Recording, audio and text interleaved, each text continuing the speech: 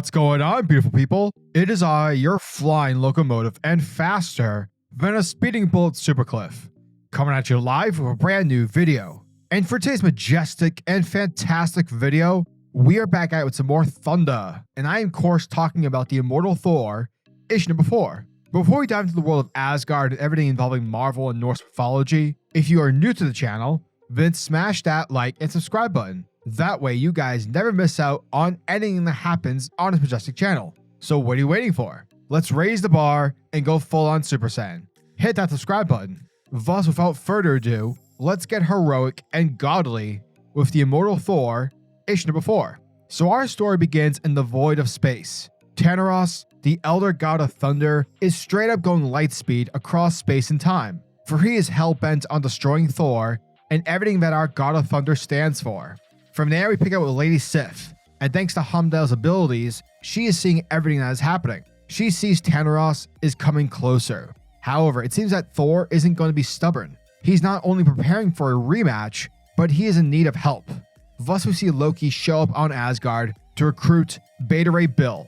Now remember, following what happened during DonnyCates' Black Winter story, Thor and Bill got into a fight, which resulted in Stormbreaker getting destroyed. And if you remember back in Daniel Warren Johnson's Beta Ray Bill mini, you know that both Thor and Bill are not on the best of terms right now.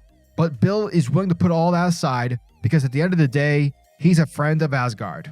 Meanwhile, we pick up with Storm, who gets summoned by Thor via Asgardian thunder magic. We see Storm gets transported from Akoa over to Thor's location, that being the gray area of the moon, where a pocket of air resides, thus allowing thunder. Thank you, science. Now, Storm is not happy about this. She's basically like, WTF, why am I here? And with that, she blasts Thor with lightning. But our hero remains steadfast. Thor tells Storm that he needs her help. And because he has his own power and his new battle axe, we see Thor distribute his Odin power over to Storm. And after throwing his hammer over to her, Storm catches it and becomes the goddess of thunder. From there, Loki shows up via portal. And given the fact that Storm hates Loki, she chucks the hammer directly at him. However, Beta Ray Bill steps out of the portal, and because he is worthy of wielding Mjolnir, he's able to catch it. Thus, his powers are back. Beta Ray Bill, folks, is back to being a hammer bro. But wait, there's more. For Loki's also imbued with the power of Thor. And in addition, so too is Jane Foster. Jane Foster shows up, and it's here where she becomes again the mighty Thor. And so with Tantaros returning for round 2, Thor's going to need all the help that he can get. Therefore, the help he requires is that of a team. Thor is bringing back the Thor Corps. But hold on to your butts, folks, because the story isn't done yet.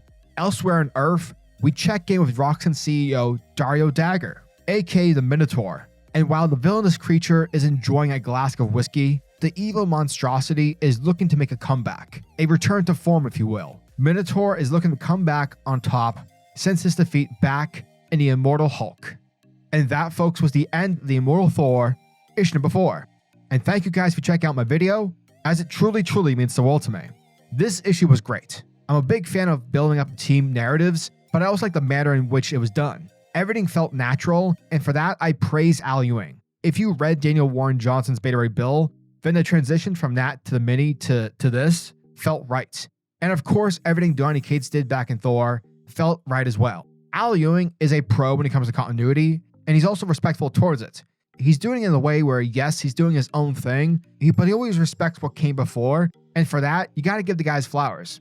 I'm a fan of Loki, where given the fact that this is Loki, you don't know where he stands in terms of good or bad, and so to see Loki join the Thor Corps, it felt earned. Again, the entire book, the moments of earning and greatness, Beta Ray Bill being back to buddies with Thor, Bill back to wielding his hammer, Jane returning as the mighty Thor. Overall, it's great stuff.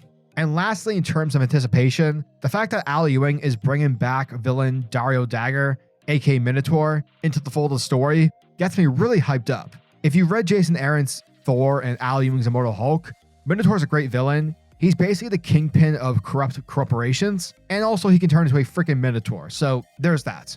So yeah, as always, I'm your majestic CEO for its SuperCliff, and if you guys are new to the channel, then do me a solid by smashing that like and subscribe button, and also the notification bell so that you'll never miss out on an upload, and so that you'll always be kept up to date with your favorite top tier comics happening in the comic book world.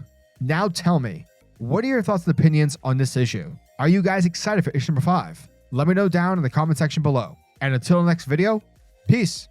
Giggity goo.